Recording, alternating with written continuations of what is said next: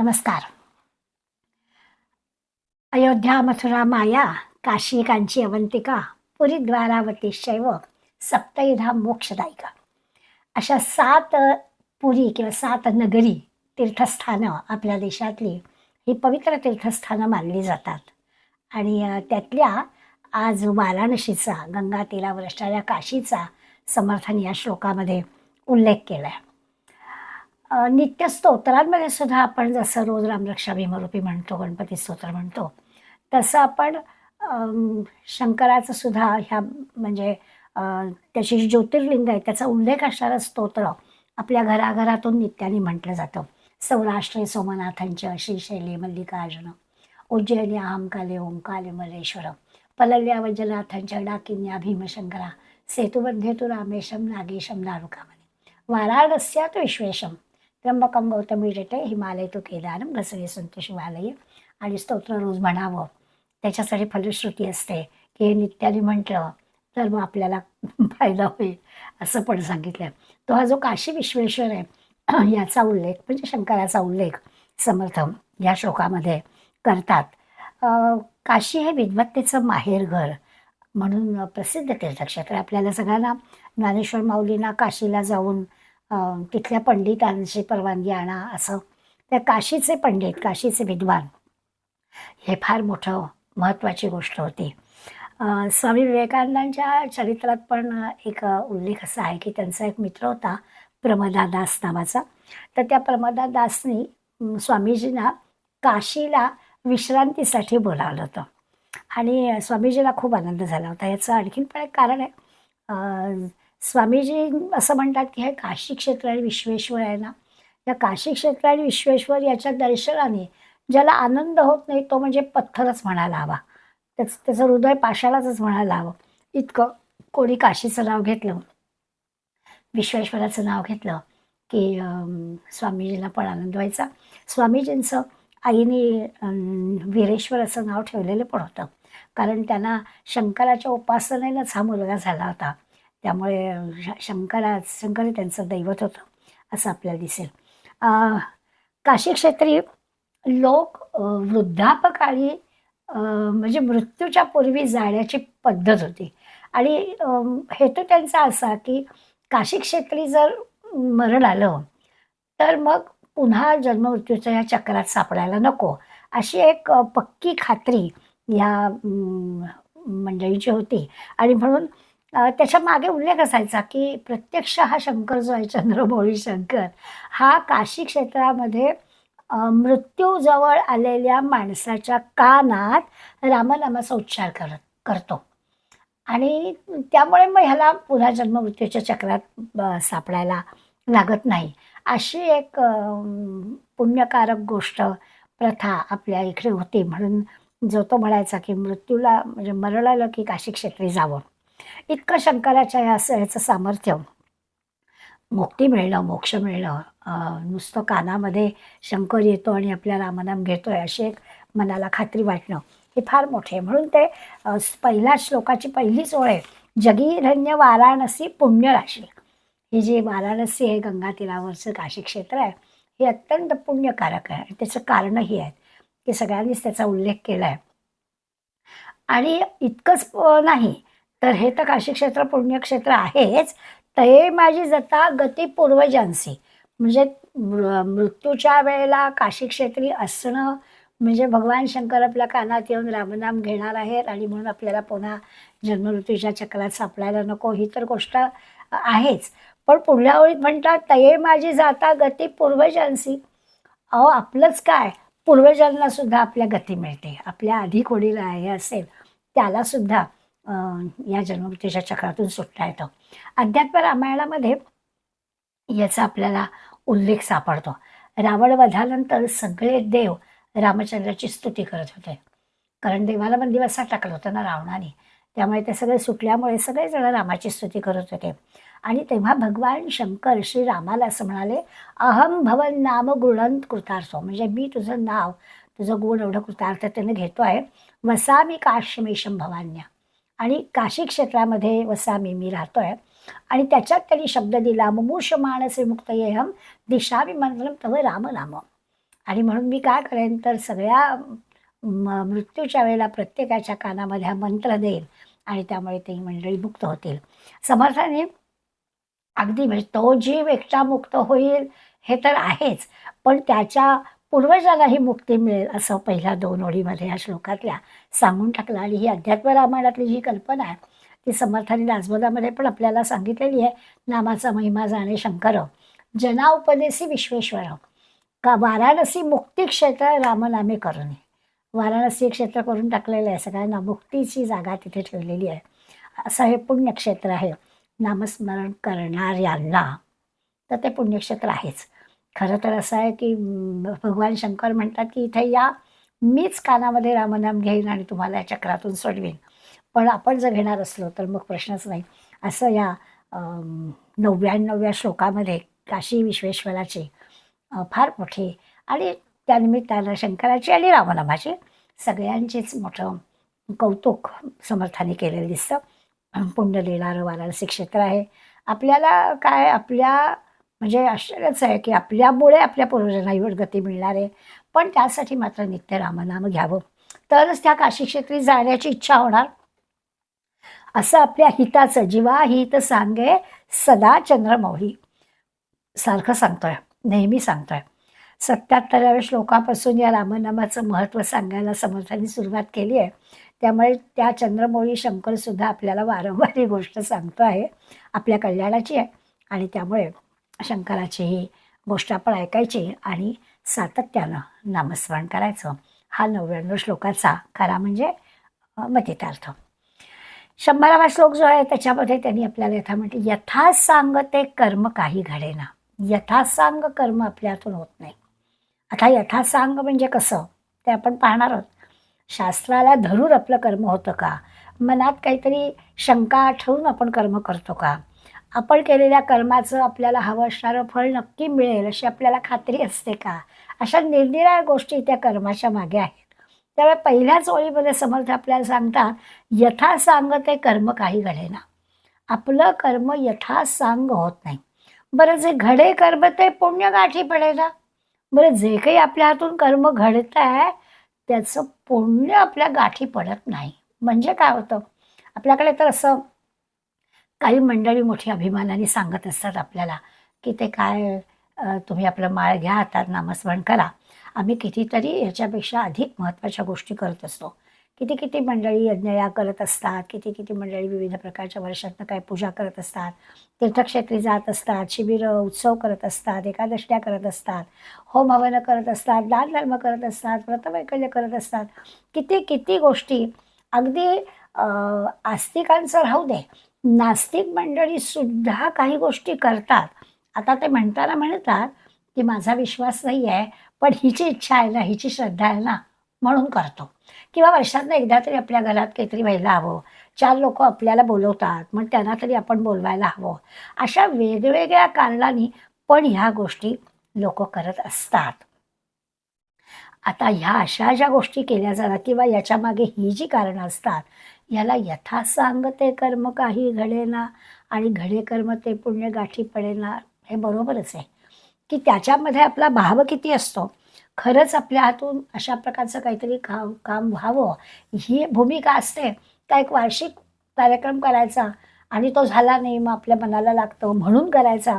4 लोकांनी आपल्याला चांगलं म्हणावं, 4 लोक आपल्याकडे यावेत, आपल्या घराचं दाराचं वस्तूंचं कौतुक करावं म्हणून करायचं आहे.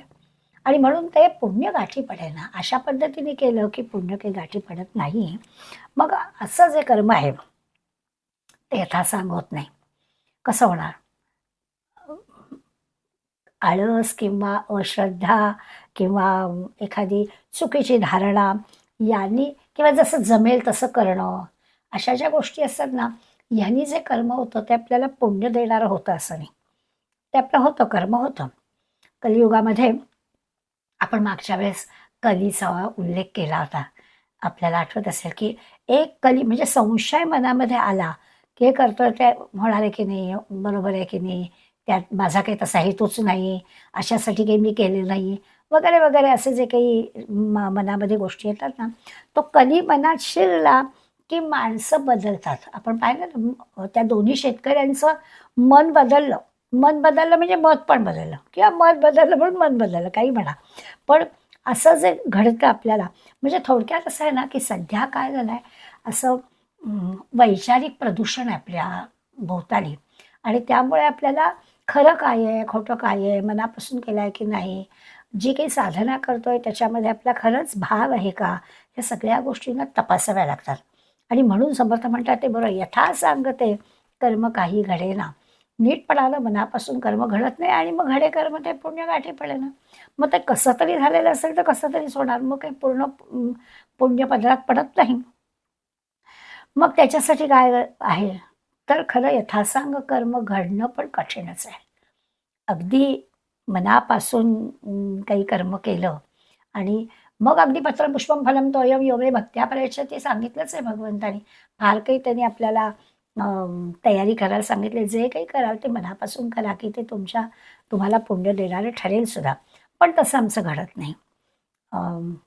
आपण द्वापार युगामध्ये एकदा उल्लेख झाला आपला, की युधिष्ठिर जेव्हा म्हणजे पांडवांचं हे महाभारताचं युद्ध झालं, पांडव विजयी झाले आणि मग स्वाभाविकच यांनी युधिष्ठिरांनी म्हणे काय राजसूय यज्ञ केला आणि मग कथा आपल्याला माहिती असेल.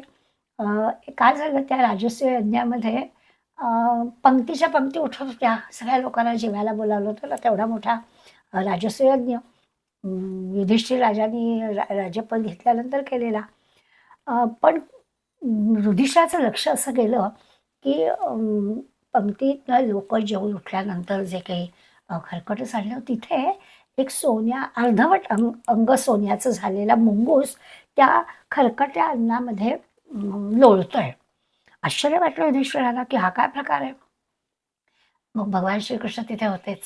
युधिष्ठिराला काय दिसलंय, म्हणजे खरं तर असं आहे, की प्रत्येक ठिकाणी ना भगवान शंकरांनी आपण पांडवाला कसं सांभाळलंय आणि त्यामुळे युधिष्ठिराला जो काही प्रश्न पडला तो भगवंताला लक्षात आला. भगवंत म्हणाला, "बरोबर आहे. तो जो सोनेरी अर्धवट अंग सोनेरी असणारा मुंगूस तुझ्या या पंक्तीमध्ये फिरतोय ना, त्याची इच्छा आहे, की माझं सगळं अंग सोन्याचं व्हावं." पण कुठे होईल जिथे पुण्यकारक गोष्टी घडत असतील ना, तिथेच त्याचं अंग सोन्याचं होईल.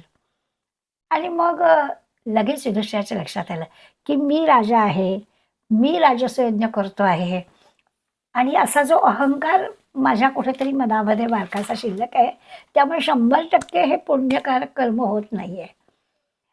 आता इतकं बारकाईनं पाहायला पाहिजे, तर ते पुण्यकारक गोष्ट आहे. म्हणून यथासांग. अहंकार विरहित ते यज्ञकर्म झालं पाहिजे, हे दाखवण्यासाठी भगवंतानी हा घडवलेला प्रसंग आहे. आणि आता आपण आत्ताच्या काळातली तुलना केली तर आपल्या लक्षात येईल, की आता बऱ्याच ठिकाणी आपण असं पाहतो, की खूप मोठमोठ्या म्हणजे उद्योगपती श्रीमंत मंडळी असतात, मोठमोठ्या देणग्या ते देत असतात, स्वतःच्या नावाची जाहिरात करतात आणि प्रत्यक्ष कामगारांचं शोषण पण होत असतं. मग असं जे आहे ते काही यथासांग कर्म नाही.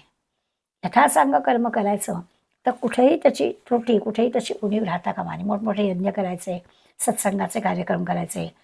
पण मग लोकं म्हणतात, "अहो, एवढा प्रचंड खर्च केला, पण ह्यांनी कोणत्या मार्गाने पैसा गोळा केलाय कोण जाणे." अशी जर शंका आपल्याबद्दल घेतली गेली असेल, तर ते यथासंग कर्म घडत नाही. अ, मोठमोठ्या चित्रपटाचं किंवा एखाद्या टीव्ही सीरियलच्या उद्घाटनाला काही असे धार्मिक कार्यक्रम करण्याची एक पद्धत. तर असं दिसतं, की ती जी कलाकार मंडळी आहे, ती सुटाबुटामध्ये अगदी तिथे वावरतात. हल्ली लग्नाकार्यांमध्ये सुद्धा एखादे जे गुरुजी असतात ना पक्के, ते सांगतात, की "अहो, वरती यायचं नाही बरं का, स्टेजवर यायचं नाही सुटाबुटात असणाऱ्या लोकांनी, खाली चपला बूट घालून वरती यायचं नाही." तर तसं असलं पाहिजे.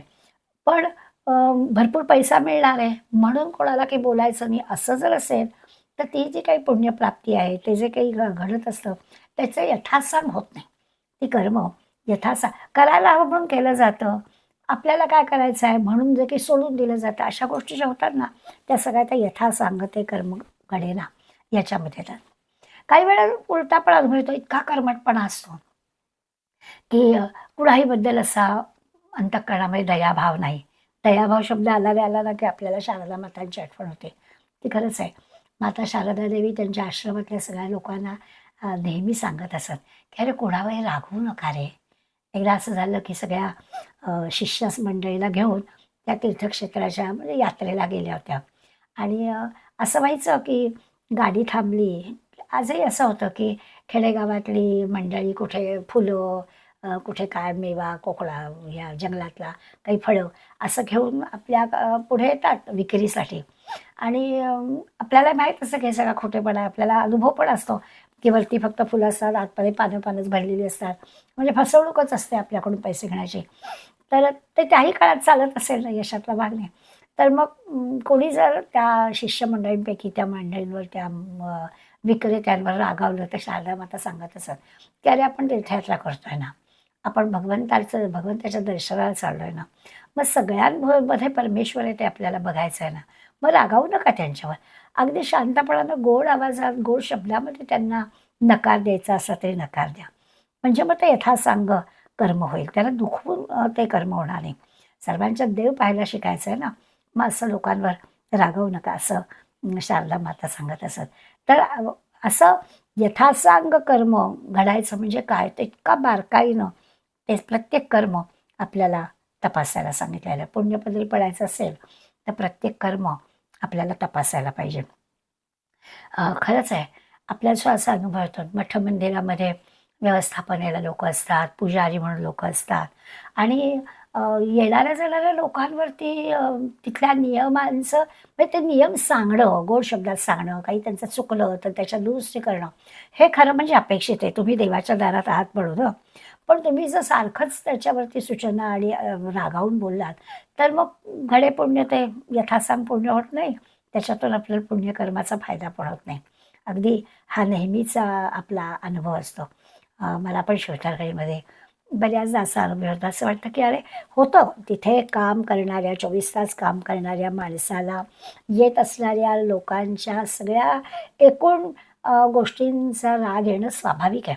पण आपल्याला आता इथे पण तीर्थक्षेत्री आलो आहे ना, सर्वात मोठी परमेश्वर बघायचा आहे ना, तर येणारा माणूस नवीन आहे, त्याला माहिती नाही आहे, त्यानी चपला कुठे ठेवायच्या, त्यांनी सामान कुठे ठेवायचं, त्यांनी पावती कुठे फाडायची, ते दर्शनाला कुठे जायचं, त्यांनी पाय कुठे धुवायचे, हे काहीच त्यांना माहिती नाही. ते आपण गोडच शब्दात सांगितलं पाहिजे. पुन्हा पुन्हा सांगितलं पाहिजे. लोकं चुकणार, लोकं असंच वागणार, आपण त्यासाठीच इथे आहोत, अशा प्रकारचा विचार झाला पाहिजे. पूजेसारखं चांगलं काम आपल्याला करायला मिळत आहे, तर ते नीटपणाने करणं हे आपलं कामच आहे. ते काम पूजा हे काम नसून पूजा ही आपल्याला मोठी मिळालेली अतिशय भगवंताची कृपा आपल्यावर आहे. अशा प्रकारचा विचार ठेवून केलं तर ते यथासांग कर्म किंवा ते पुण्य देणारं कर्म असं होईल. दयेच्या बाबतीत म्हणायचं तर खरंच आहे. दया करणे पुत्रांसी तेची दासा आणि दासी असं असतं का? आपल्या नोकरांबरोबर आपण पुत्रवत प्रेम करतो का? हा विचार आपण मनाशी तपासला पाहिजे. मी पुष्कळदा अ, असं पाहते की किती बायका किती छान पद्धतीने की ताजाच स्वयंपाक आपल्या कामवालीनं द्यायचा, नाही फ्रीजमधलं शिळं द्यायचं. असं करणारी मंडळी आहे. हे यथासंग जशी माझी मुलं तसंच माझे दासदासी हा विचार मनात आहे का? तर मग तो अंतःकरणामध्ये आपल्या तसा भाव आहे असं म्हणता येईल. कधी-कधी असं वाटतं की देखावा पण जास्त असतो. देखाव्याचं पण म्हणजे आता दिवाळी आलेली आहे, घरं आपण आवरतो, जुने कपडे काढतो. ते जुने कपडे देण्यामध्ये सुद्धा आपण फार मोठं काहीतरी दानधर्म करतोय असं वाटणारी मंडळी असतात.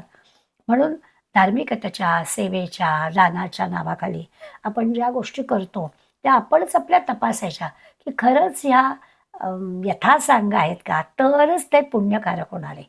तरच ते खऱ्या अर्थाने आपण यथासांग करतोय आणि पुण्यासाठी करतोय.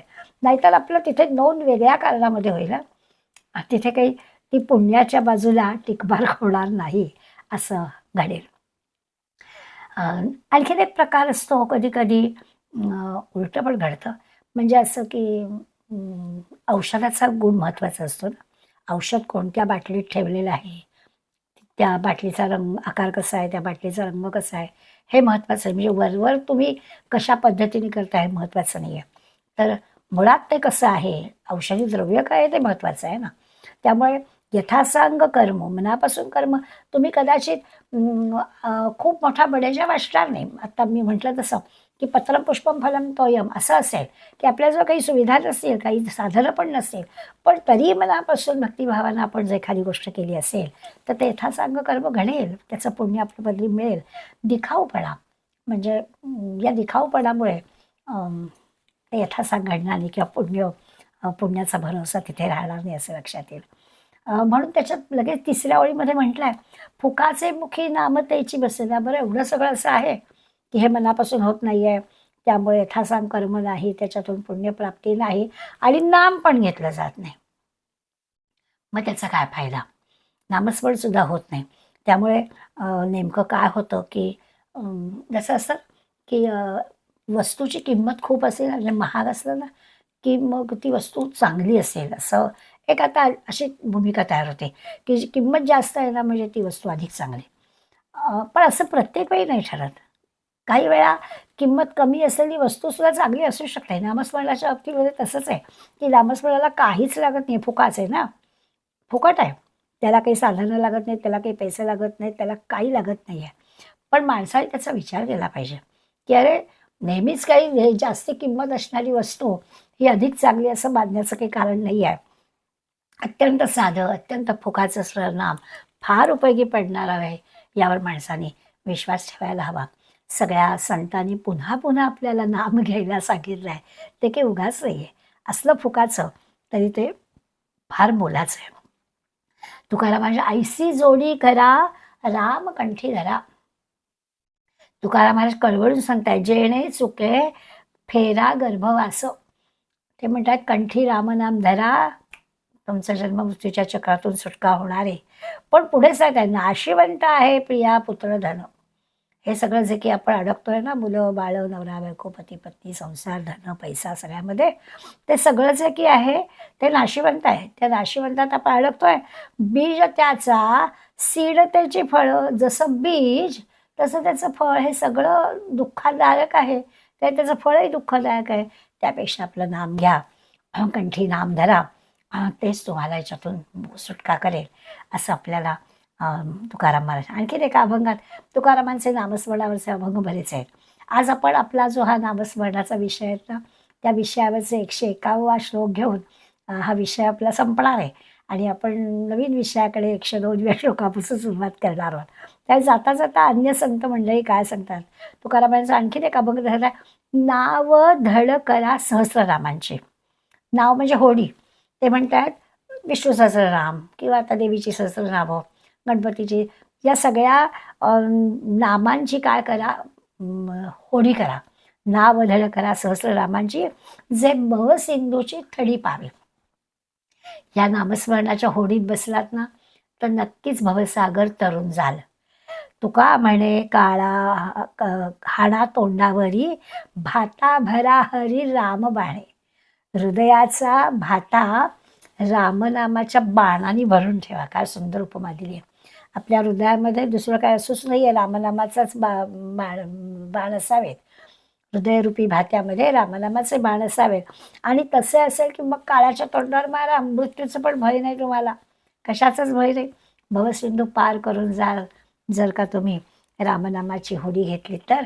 आणि हृदयामधल्या या स्वाभाविकच हृदयाचा भाता करून त्याच्यात रामबाण ठेवलेत तर मग मृत्यूचं पण भय तुम्हाला राहणार नाही, असं छान तुकाराम महाराज आपल्याला सांगतात. नामस्मरणाचं महत्त्व सांगणार आहे. मी आता म्हटलं तसं सगळ्याच संतांचं आहे. नाम घेता न लगे मोल. आता समर्थ म्हणजे फुकाचं आहे, नाम फुकाचं आहे. नाममंत्र नाही खोल, म्हणजे घ्यायला कठीण नाही, अगदी सोपं आहे. नाम घ्यायला अगदी सोपं आहे आणि त्याला काही लागत नाही, अगदी मान्य आहे. दोनही अक्षराचे काम उच्चारावे राम राम.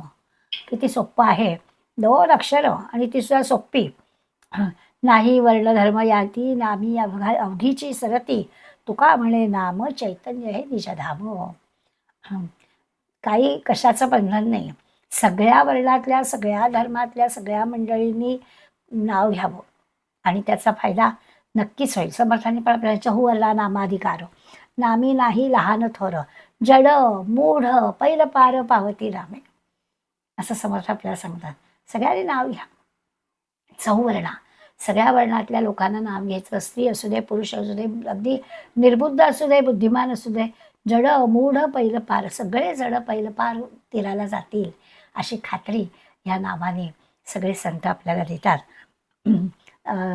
पुढे म्हणतात की नाम घेता वाया गेला, ऐसा कोणी ऐकलाय का कोणी की हा नाम घेत होता ना याचं नुकसान झालं? असं कोणी नाही आहे. म्हणून सांगा विनवितो तुम्हासी संत महंत सिद्ध ऋषी. सगळे संत महंत सिद्ध मंडळी आपल्याला नामाचा उल्लेख करतात की नाम घ्या, बाकी काही करायची आवश्यकता नाही. नामे तरला नाही कोण असं द्यावा निवडून. सांगा बरं कोणी असला तर या नाम घेतोय आणि याचं नुकसान झालं, होणार नाही. सलगीच्या उत्तरा तुका म्हणे क्षमा करा. फार सलगी करतोय म्हणून सांगतोय. गंमतशीर असतं मोठं. नातवंडांशी खेळता खेळता करून बघा. कॅरम खेळायला बसलं आणि सोंगटी गेलेली, लगेच बोल अरे काय हे, मग पटकन म्हणायचं अरे म्हणजे श्रीराम की जाईल, आणि खरंच गेली की काय खुश होतात मुलं. साऱ्या गोष्टी असतात, पण ती नाम घ्यायची सवय लावली की मग आपल्या किती आनंद होतो, काय होतं ते आपल्या लक्षात येतं. मग सगळे नामे तरला नाही कोण असं सांगा बरं, कोणी आहे का असा? कोणी नाम घेतलं की काम होणारच अशी खात्री देतात. आपण मागच्या वेळेला एक महाभारतातली हे पाहिलं होते कथा, पण त्या कथेच्या सुरुवातीचाच भाग आपण पाहिला होता. आज मी ती कथा तुम्हाला पूर्ण सांगणार आहे. कथा अशी होती की पाची पांडवांना सुद्धा भगवंतानी पुन्हा एकदा 1 महिनाभर वनवासात जायला सांगितलं होतं. म्हणजे महाभारत युद्ध झालं आणि युद्ध संपल्यानंतर आता राज्यारोहणाचा समारंभ करायचा म्हणून पाची पांडव भेटायला आले कृष्णाला की केव्हा करावा हा समारंभ, काय समारंभाचं स्वरूप असावं, त्याला विचारल्याशिवाय तर काहीच नाही ना करायचं, म्हणून त्याला विचारायला आलेले होते. आणि म्हणता म्हणता धर्मराज युधिष्ठिर त्याला भगवंताला असं म्हणाले की आता असं आहे की सगळ्या प्रजेला आपण धर्माचं न्यायाचं राज्य देऊ आणि प्रजा सुखी होईल यामुळे, की आत्तापर्यंत झालं ते झालं. कौरवांच्या राज्यामध्ये प्रजा दुःखी होती, पण आता युद्धामध्ये आपण विजयी झालेलो आहोत, तेव्हा आता आपण धर्माचं न्यायाचं राज्य देऊ. तेव्हा श्रीकृष्ण हसले होते नेहमीच्या त्यांच्या स्टाईलनी. आणि मग धर्मराजाने विचारलं की काय झालं, काही चुकलं का आमचं? तेव्हा श्रीकृष्णाने सांगितलं नाही, चुकलं काही नाही. आपण युद्ध तेवढ्याचसाठी केलं की आपली जी बाजू होती ती न्याय्य होती आणि न्याय्य बाजूसाठी आपण युद्ध केलं, ही गोष्ट खरी आहे. परंतु युद्धामध्ये विजय मिळवताना सगळ्या गोष्टी आपण पुण्यकारक केले तसं नाही. आपल्या हातून पण काही गोष्टी पापकारक घडली आहेत आणि त्याचं जे काही आहे त्याचं प्रायश्चित्त आपल्याला घ्यायलाच आहे, पापक्षालन आपल्याला करून घ्यायलाच हवं. आता हा मुद्दा तर पटण्यासारखा होताच, त्यामुळे स्वाभाविकच धर्मराज युधिष्ठिराने म्हटलं मग तू सांगशील ते करतो, काही यज्ञयाग विधी सांगितला असतं तसा करू. तेव्हा भगवंतांनी त्यांना सांगितलं होतं की यज्ञयाग विधी वगैरे काही नाही, 1 महिनाभर परत वनात राहायला जा, जमेल तेवढं नामस्मरण करा, जमेल तेवढं नामस्मरण करा आणि मग परत या आणि मग आपण राज्यारोहणाचा समारंभ करू आणि मग नेहमी राज्यकारभार तुम्ही करा. आता यामागे सुद्धा भगवंताची काहीतरी योजना असणारच. पण पाची पांडव भगवंताच्या सांगण्याप्रमाणे महिनाभर वनामध्ये गेले आणि नामस्मरण अधिक नामस्मरण महिनाभरात त्यांनी केलं.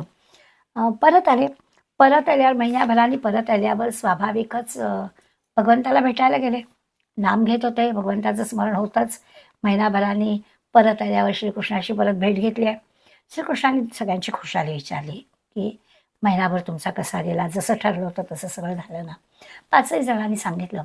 त्यावर श्रीकृष्णाने त्यांना एक प्रश्न विचारला. म्हणाले तुम्ही महिनाभरामध्ये असं काहीतरी विशेष पाहिलं का? विशेष तुम्हाला काहीतरी जाणवलं का? वनामधल्या त्या निवासामध्ये, वास्तव्यामध्ये विशेष असं काही घडलं का?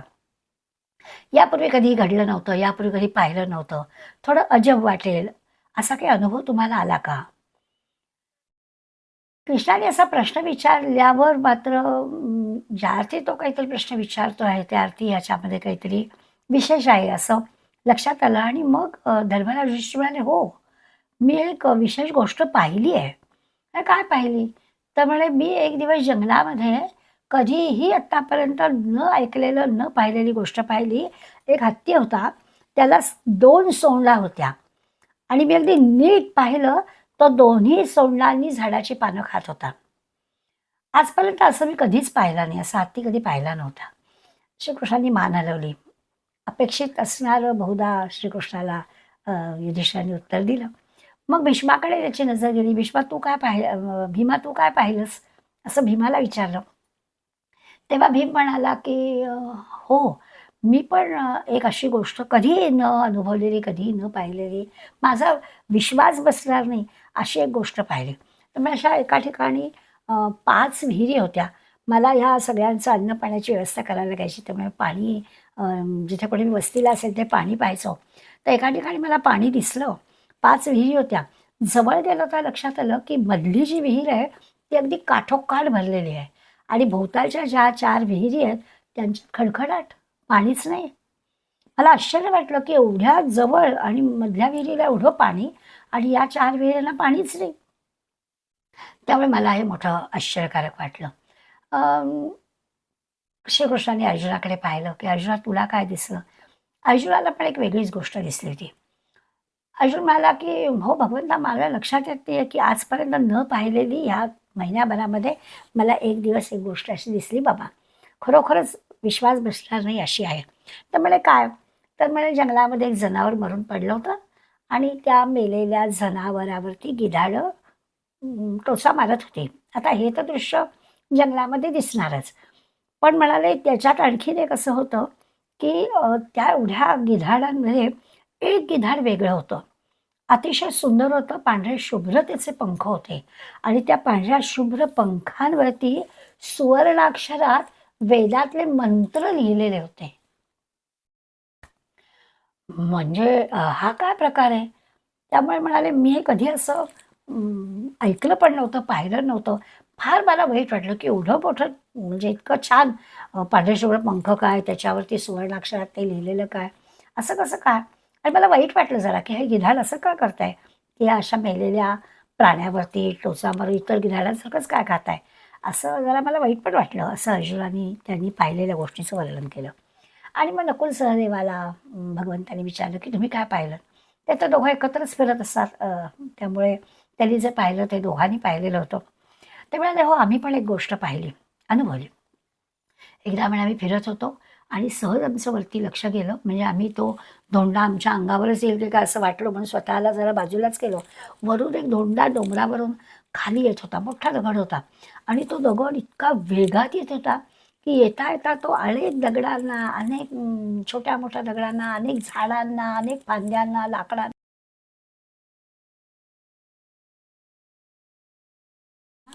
तसं ते सगळं दृश्य दिसत होतं. तर म्हणाले आम्हाला आश्चर्य वाटलं की असं कसं होत आहे. पण तेवढ्यामध्ये काय झालं, तो धोंडा असा एका झुडपाशीच अडकला आणि मग मात्र आम्हाला आश्चर्य वाटलं की एवढं सगळं वेगात येत असताना झुडूप, असं काही फार मोठं त्याच्याजवळ किती ताकद असणार आणि तो दगड तिथे काढला. असं मात्र आम्हाला थोडं आश्चर्य वाटलं. खरोखरच आश्चर्य आहे की एवढा मोठा दगड वेगात येणारा आणि त्या झुडपापाशी कसा काय अडला. तेव्हा पाची भावंडांनी आपल्याला जे काही दिसलं ते सगळं सांगितलं. ज्या अर्थी कृष्ण एवढा विचारतोय त्या अर्थी या अजब वाटणाऱ्या गोष्टींमध्ये काहीतरी असणार याची खात्री या सगळ्यांना होती. त्यावेळी युधिष्ठिराने म्हटलं की अरे तू ह्या मला सगळं विचारलंस आणि खरोखरच प्रत्येकाचा अनुभव काहीतरी अजब आहे. तेव्हा ह्याच्या मागचा काय अर्थ आहे, हे काय आहे सगळं, ते आम्हाला नीट सांग. तेव्हा कृष्णाने सांगितलं हो युधिष्ठिरा, तू जे पाहिलंस ना, तू एक हत्ती पाहिलास आणि हत्तीला 2 सोंडा होत्या असं तू म्हणालास. तर लक्षात घे तू आता कलियुगामधल्या राज्याचा अधिकारी होणार आहेस. आता आणखीन 25 एक वर्षांनी माझं अवतार कार्य संपलं की हे द्वापारयुग संपणार आहे आणि कलियुग सुरू होणार आहे. कलियुगामध्ये राज्याचा अधिकारी जरी तू असलास तरी देखील राज्यकारभार चालवणारी जी मंडळी असतात त्याच्यामध्ये मंत्री असतात, सल्लागार असतात, सरकारी अधिकारी असतात. आणि हा जो 2 सोंडलेचा हत्ती तू पाहिलास ना, ह्याच्यावरून तुला लक्षात यायला पाहिजे की कलियुगामधले बहुसंख्य सरकारी नोकर म्हणा किंवा मंत्री म्हणा किंवा काय सल्लागार म्हणा, हे लोकांचं आणि सरकारांचं दोघांचे पैसे खातील. लोकांची कामं करून घेण्याकडून लोकांकडून पण घेतील आणि सरकारकडून पण घेतील. त्यामुळे न्यायाचं राज्य हे कलियुगामध्ये किती असेल हे तू लक्षात घे. हे तुला समजावं म्हणून जणू काही अशा प्रकारचा हत्ती तुला दिसला. भीमाने पण त्या 5 विहिरी पाहिल्या होत्या, एकच पाण्याने भरलेली विहीर. तर भगवंताला विचारलं भीमाने, मग मी हे पाहिलं याचा काय अर्थ असेल? तर म्हणाले, हो, कलियुगामध्ये एकाच ठिकाणी अशी एकत्रित संपत्ती येईल, अगणित एकत्रित संपत्ती असेल आणि भोवती 18 विश्व दारिद्र्य असेल. एखाद्या ठिकाणी उत्तुंग आलिशान मोठ्या मोठ्या इमारती असतील, लगेच त्याच्या बाजूला झोपडपट्टी असेल, धान्याने भरलेली कोठारं असतील भरपूर, लगेच त्याच्या भोवती भुकेला तडफडणारी माणसं पण दिसतील. असं सगळं हे वाईट आहे, पण हे सत्य आहे आणि कलियुगात हे असं घडेल हे भीमा तुला कळावं म्हणून हे दृश्य तुला या महिन्याभरात दिसलं. अर्जुनाला कृष्णाने सांगितलं, अर्जुना तू जे पाहिलंयस ना तेही अत्यंत कटू आहे. अगदी गोष्ट खरी आहे. जे ऋषितुल्य विद्वान समाजाला दिशा देणारी माणसं ही सगळी एकेकाळी, म्हणजे आता द्वापारयुगापर्यंत सत्ययुग, त्रेतायुग आणि द्वापारयुगामध्ये आपण ज्या काही कथा पाहतो त्या राजसत्तेवर यांचा वचक होता. अशा गोष्टी आत्तापर्यंत आपण पाहिल्या. पण आता असं होईल की ही राजसत्ते म्हणजे ही माणसं राजसत्तेपुढे लाचार होतील. म्हणजे काय होतील? तर राजसत्ता काय करेल? त्याला अनुदान देतील, त्यांचे सत्कार करतील, त्यांना पदकं देतील आणि जणू काही त्याला विकत घेतील. म्हणजे यांचा सल्ला घ्यावा, हे काय म्हणतील तसं वागावं असं काही होणार नाही. उलट त्यांना विकलं जाईल आणि राजाला काय हवं आहे त्याचे गोडवे ही मंडळी गातील. म्हणजे सडलेलं मांस सडलेलं मांस खाणारं सुंदर गिधाड असं जे तू पाहिलंस ते अर्जुना कलियुगामध्ये दिसेल. ही सगळी मंडळी की ज्यांचा वचक राजसत्तेवर हवा ती राजसत्तेपुढे नमलेली असतील.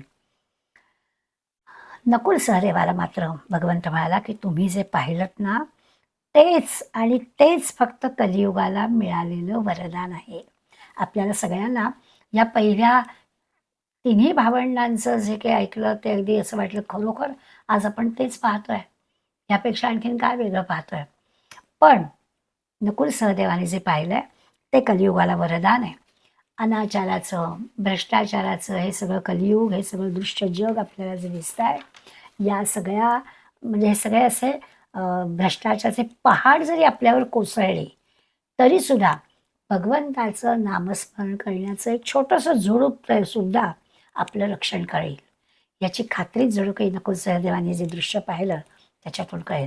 कलियुगी ह्याची सारं नामस्मरावे निरंतर असं सांगतात. हा नामाचा महिमा कळेल. दुसरं या कलियुगामध्ये काही उपयोगाला येणार नाही, काही करता येणार नाही. अशा प्रकारचं ह्या कथेतून, महाभारतातल्या कथेतून या 5ही भावंडांना कलियुगातलं भय पण सांगितलं, काय घडणार आहे ते पण सांगितलं आणि नकुल सहदेवाने जे बघितलं आणि त्याच्यातून नामाखेरीज दुसरं काही नाही याची पण कल्पना दिली. आता प्रश्न असा आहे की 100व्या श्लोकापर्यंत हे नाममहात्म्य तर आपण पाहिलंच.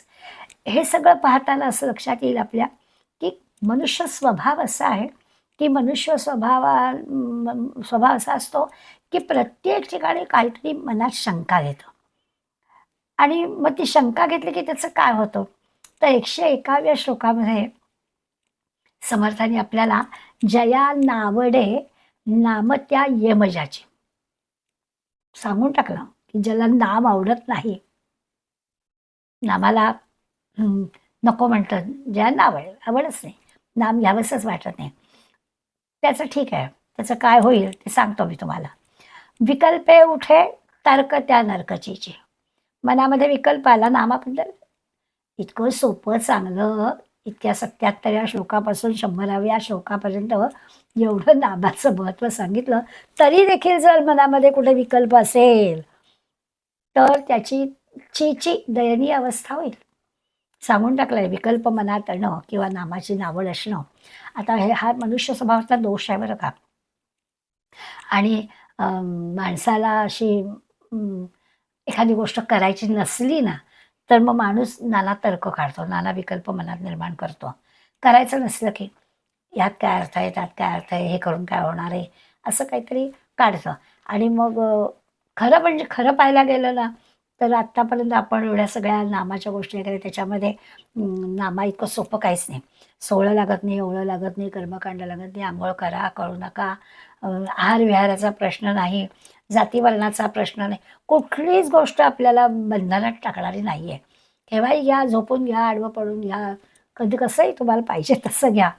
असं एवढ्या सगळ्या मुभा देऊन सुद्धा जर नाम घ्यावंसं वाटत नाही, तर त्याला यमाचा जाच सहन करायला लागणारच.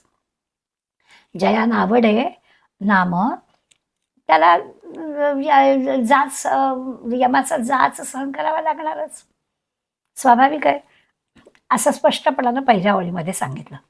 त्याचा शेवट कसा होणार ती दयनीय आहे अवस्था सांगितलं. पण जर का आदरे नाम घ्यावे म्हणून अति आदरे नावे घ्यावे. मनात विकल्प आणला, नामावरती विश्वास नसला, तर मग जे काय होणार ते सांगितलं की एक तर चीची दयनीय अवस्था होईल, नाहीतर यमाचा जाच सहन करावा लागेल.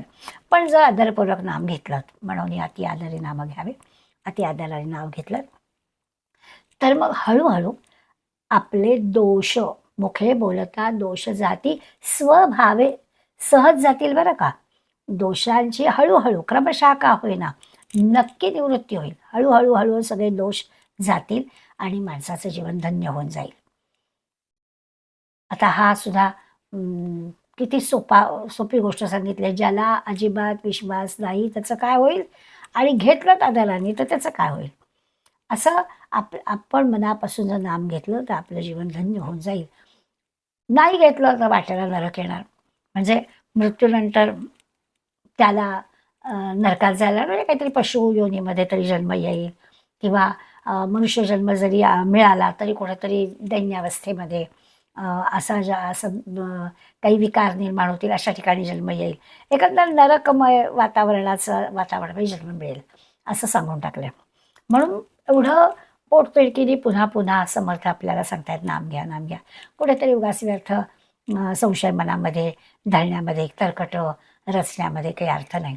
आणखीन एक मोठं महत्त्वाचं एक तर्कट असतं की खरं तर तुमचं आमचं कल्याण साधण्यासाठी ही संत मंडळी आपल्यावरती प्रेम आहे त्यांचं म्हणून पुन्हा पुन्हा नामाचं महत्त्व सांगतायत, खरी गोष्ट आहे. पण जी तर्कटच माणसं असतात ना, ती आता यम शब्द आला किंवा नरक शब्द आला की याविषयी तरी काय मोठं खरं आहे, कोणाला माहिती आहे खरंच असं काही नरक असतो का, खरा सगळे हा यम असतो का, अशा गोष्टींबद्दल पण संशय घेतात की मेल्यावर कुठे जाणार आहोत काही माहिती आहे का आपल्याला, त्या यमयातना कोणी पाहिलेत, अशा पद्धतीने सुद्धा या सगळ्याबद्दल शंका घेणं किंवा नकार देण्याचा उद्योग करतात.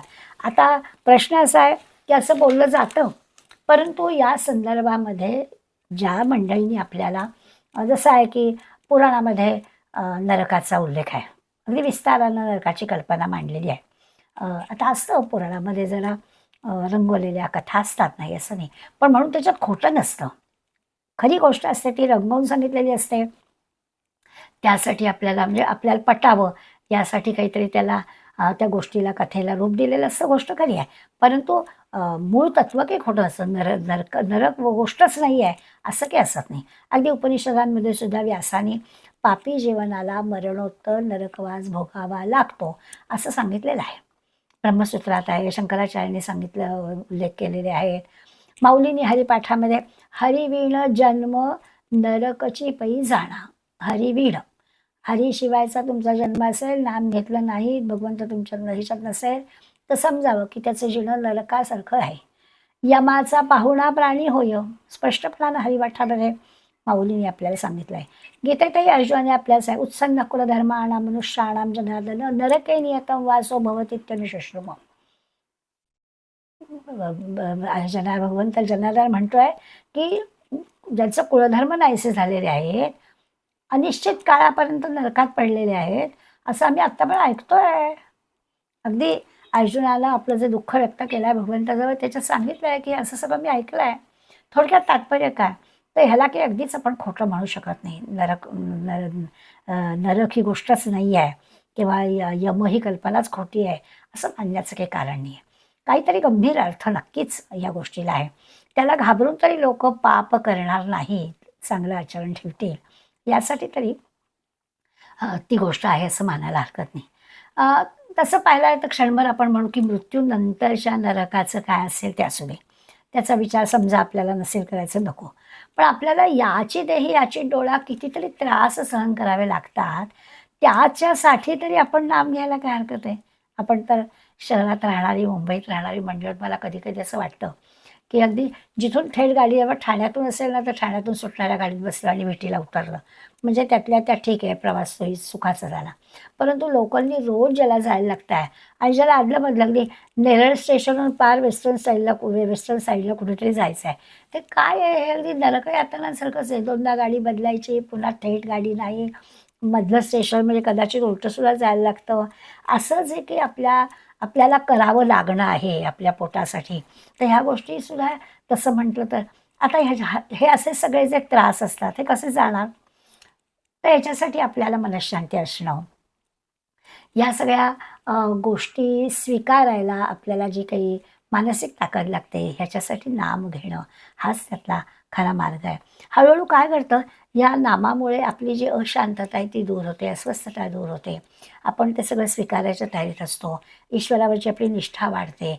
आपलं जे काही कर्तव्य म्हणून आपल्याला ज्या गोष्टी करतात, ती कर्तव्य पालन आपण करायला लागतो. आपलं आचरण शुद्ध स्वच्छ होतं. हे सगळं नामस्मरणाच्या सहाय्याने होऊ शकतं. त्यामुळे इथे होणाऱ्या ते मृत्यूनंतरचं राहू दे, इथे होणारे जे आपले सगळे त्रास आहेत ना, ते त्राससुद्धा त्रास वाटणार नाहीत, जर आपण नामस्मरण केलं तर, असा त्याचा अर्थ. आणि ते पुन्हा आदरानं घ्यायचं. नाम घ्यायचं आहे, तर ते असं मनापासून घ्यायचं, आदरानं घ्यायचं. म्हणून अति आदरे नाम घ्यावे, असं समर्थाने सांगितलं. आदराने नाम घ्यायचं. आता आदराने नाम घ्यायचं म्हणजे काय? आदर बाळगता येतो, आदर ठेवता येतो, आदर दाखवता येतो. आपण ना त्याने आदर दाखवला, त्या ठिकाणी आपण आदराला कुठलं क्रियापद लावतो. तसं नामस्मरणाविषयी सुद्धा आदर बाळगायचा, नामस्मरणाविषयी सुद्धा आदर ठेवायचा, नामस्मरणाविषयी सुद्धा आदर दाखवायचा. आता हे जर जमायला हवं असेल ना, तर याच्यासाठी आपलं थोडं पूर्वसुकृत चांगलं लागतं. पूर्वी काहीतरी पुण्याच्या गोष्टी केल्या असल्या तर हे आपल्याला सुचतं. काही पूर्वी संत संगती आपल्याला मिळाली असली तर हे होतं. पूर्वसुकृत असायला हवं, संतांची संगत असायला हवी, ईश्वराची कृपा आपल्याला असायला हवी, तर ह्या सगळ्या गोष्टी आपल्या जमतात. आणि मग खऱ्या अर्थानं आपण जे म्हणजे मगाशी आपण यथासांगते म्हटलंच, की यथासांगते कुठं यथासांग काम होतं, पुण्यपदरी पडतं. किंवा आत्ता म्हटलं तसं नाम आवडत नाही आहे, तर नाम न आवडताना जी काही यमाच्या सगळ्या गोष्टी जाच सहन करावा लागेल, तो करावा लागणार नाही. किंवा मनात विकल्प येणार नाहीत, नरक यातना भोगाव्या लागेल, कुठले तरी तर्क येणार नाही. अति आदराने आपलं नाम घेतलं जाईल. आणि मुखे बोलता दोषाचा अति स्वभाव आहे. स्वभाव आहे म्हणजे अगदी सहजपणे. नाथ भागवतामध्ये एक जनक राजाची आणि चमस ऋषींची कथा आहे. कथा काही फार मोठी नाही आहे, परंतु हे जनक राजांनी चमस ऋषींना विचारलं होतं, की भगवत भजनाची ज्याला आवडच नाही आहे, अशा माणसाची गती कोणती होते? तेव्हा चमस ऋषींनी उत्तर दिलं होतं, जे वासुदेवी सदा विकल्प, जे वासुदेवी सदा विकल्प, जे भगवंताबद्दल नेहमी काहीतरी विकल्प काढतात, संशय मनात आणतात. ज्यासी हरिभजनी नाही हरिख, ज्याला हरिभजनात जराही गोडवी नाही, हरिख नाही, जो रमत नाही, त्याची दशा आहे अधोमुख, अति दुःखे भोगती. त्याला पुन्हा पुन्हा खालती जन्म घ्यावा लागणार आणि त्याची अधोगती होणार. असं अगदी सहजपणाने नाथा भागवतामध्ये सांगून टाकलं, की ज्याला नाहीच आहे, ज्याला याची आवड, त्याचं काय होणार ते सांगेल. म्हणून आपण काय करायचं, तर आपण नाम घ्यायचं. एवढ्या सगळे संत आपल्याला नामाची महती सांगतायत, सोपं आहे असं सांगतायत, तर घ्यायला हरकतच नाही. मग ते नाम घ्यायचं. त्या नामस्मरणाचा अभ्यासाचा आपल्या जीवनावर अगदी नक्की निश्चित परिणाम होतो. कसा कसा परिणाम होतो आपल्याला कळेल. आपली कार्यक्षमता वाढते. दमणं हा विषयच नाही. आपण आपोआप आपल्याला स्फूर्ती येते, काम करावंसं वाटतं. नामस्मरण घेणाऱ्या माणसाला कंटाळा येत नाही, आळस येत नाही. तो कार्यप्रवृत्त होत असतो. इतकंच कशाला, त्याची विवेकशक्ती वाढते. नेमकं केव्हा काय करावं, काय किती करावं याचा विवेक त्याला येतो. एक लक्षात येईल. हळूहळू आसक्ती त्याची कमी व्हायला लागते. कामक्रोध कमी होतो. राग येत नाही. किती महत्त्वाची गोष्ट आहे ना, राग न येणं. नाम घेणाऱ्या माणसाला राग येत नाही असं होतं. आपली जी काही अस्वस्थता असते, निराशा असते, चिंता आपल्या असतात, ती सगळी आपली दूर जाते आणि आपलं जीवन एकदम आनंदी होऊन जातं.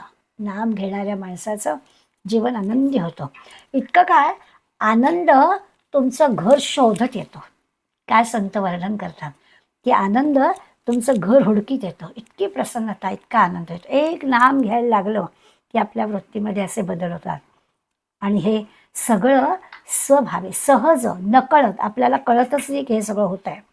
मुखे बोलता दोष जाती स्वभावे, खरोखर सहजपणानं ह्या गोष्टी होतात. म्हणून नाम घ्या, आपोआप या सगळ्या गोष्टी होतील. सगळे दोष आपोआप मिटून जातील. आता इतकं सगळं जर आहे तर आपल्याला काय खरं नाम घ्यायला हरकत आहे, नाही का?